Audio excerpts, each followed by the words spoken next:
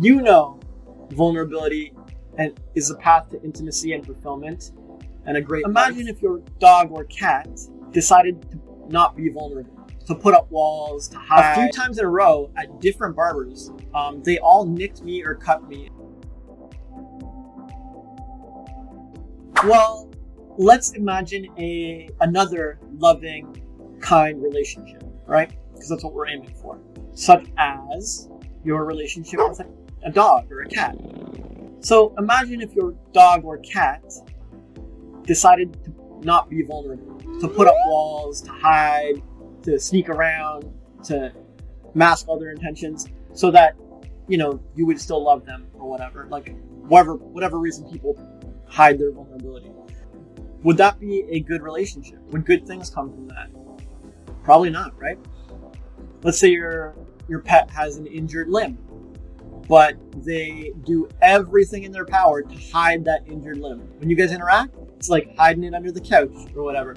When it's food time, like it won't come out of the room for food until you go away, and then it goes for food. Like it's doing everything it can to make sure you don't know about the injured limb, right? That's hiding the vulnerability. Think about it. Is that a good thing? No. If you want a loving, kind relationship, you need to be upfront about it. And a good pet will do that. It'll go like whine, or like when you go to pet it, it'll like give you a big sign, like, look, I don't want this. And you're like, oh, maybe we need to go to the vet, or I need to change a diet or massage or help or something. So like the longer the hiding goes on, or the longer the walls are up, the worse it gets. It gets infected. Terrible things happen. But the sooner you know about it, the sooner the truth is out, the more amazing the healing can be and the relationship can be, and so on.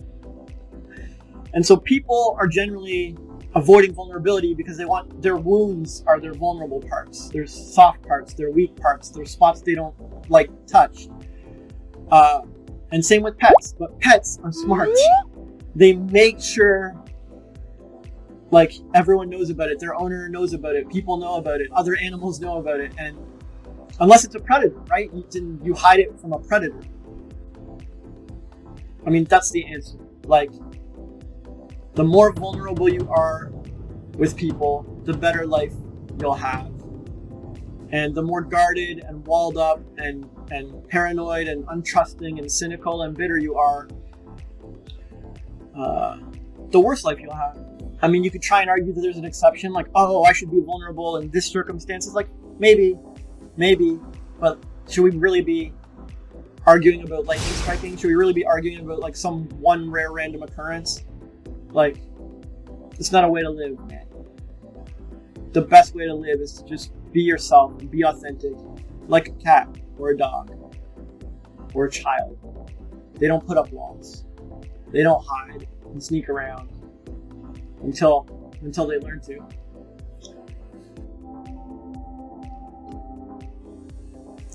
Sure, like, it happens. So like, what if the pet shows their wounds and someone steps on the tail again or whatever? Again, it makes it hurts it worse.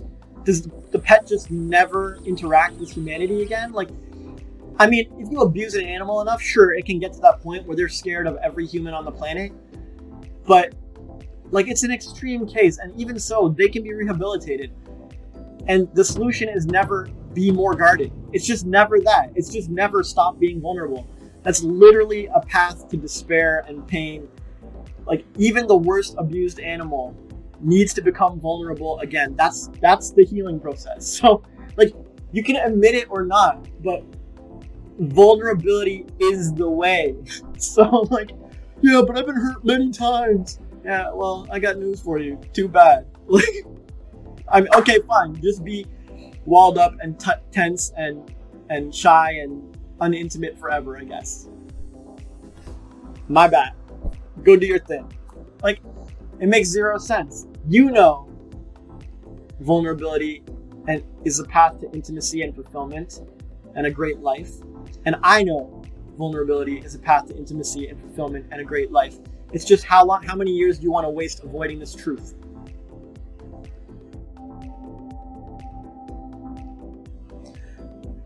So I went to a bunch of barbers, hair salons, stylists, whatever. And I always had them like shave my beard. Some of them with a straight razor, some of them with a safety razor, some of them with trimmers, some of them whatever.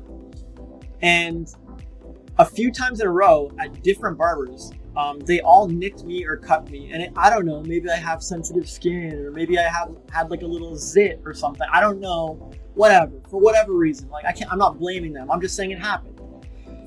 And so I became like paranoid, like super tense about going to any barber. So I would only get a haircut or a shave from my friend Adam. He was the only person I trusted to do the job right, because he was talented and good and precise, and I was his friend and he cared about me, and I know he wasn't rushing to do a job. It was like, my friend Adam's coming to shave the beard and cut the hair, like, and it was always good with him. But I was basically scared of every other human. Like, no one touches my face with a blade. And so, like, how do you break that, right? It just gets worse and worse. Now I'm in a tiny little corner of the world, only getting helped by Adam. Like, is this really how I want to live my life? Like, is this a good way to go? Like, how am I going to be famous? How am I gonna, like, what if I go to a hair salon, like somewhere else across the country, and he's not there? Like, I'm forced to grow some giant beard and look like a mountain man. Like, you know what I mean? Like, I guess it's doable, but I think deep down we all know this is not good, and it has to change. So how many years am I going to wait before I solve this, right? It's the same as someone like having a drowning scare, and like, how many years before you get back in the pool? Are you just going to avoid water forever? Is that the thing? So recently I let someone else put a electric razor to my face, and you'd think, oh, it's an electric with a guard. Yeah, but they've hurt me before. And this is someone like I've never seen how they do it or whatever. It was just a random thing, but it's baby steps, right? So all of this story I'm telling is to get to the solution, which is baby steps. You let someone put it on like the longest setting with the biggest guard and let them do one stroke and see how it is. Are you okay with that? Like, is it cool? Can I do another one? Okay, 2. Can I shorten the guard a little bit? Like, sure. And it's baby steps. Like, this seems like a crazy way to get a shave, but if you got crazy walls up and you're paranoid, like, this is the only way. You're definitely not jumping into it. So the only path is baby steps. But some baby steps today is better than stay walled up in your paranoid bubble for 5 years, right? Today, take a baby step. Tomorrow, take another baby step. And it went well. Like, eventually I got more comfortable with it, and more comfortable with it, and more comfortable with it. And now I'm back to like, I could try it again. You know what I mean? I might still have a little hesitation the next time I go to a new barber or something, but I'm willing to be a lot more vulnerable with my gorgeous, precious face. And it's the same way you would handle it with a pet. Oh, the pet's hurt and someone stepped on his tail like a million times, and now it's super scared of you.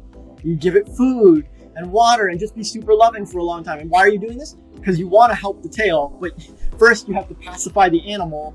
So super baby steps, like, holy, you don't get to fix the tail right away. It's like 2 months later, after you've rehabilitated everything, you can sort of give it lots of yummy treats and like inch your hand towards the tail and see how it reacts. Eventually you can rehabilitate that animal and help heal the wound.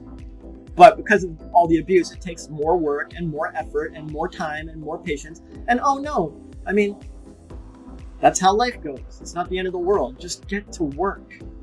Don't be watching this video like, oh yeah, it makes sense, I'm gonna go. Frickin' heal, change, grow, drop the walls, be more vulnerable, and take the baby steps now.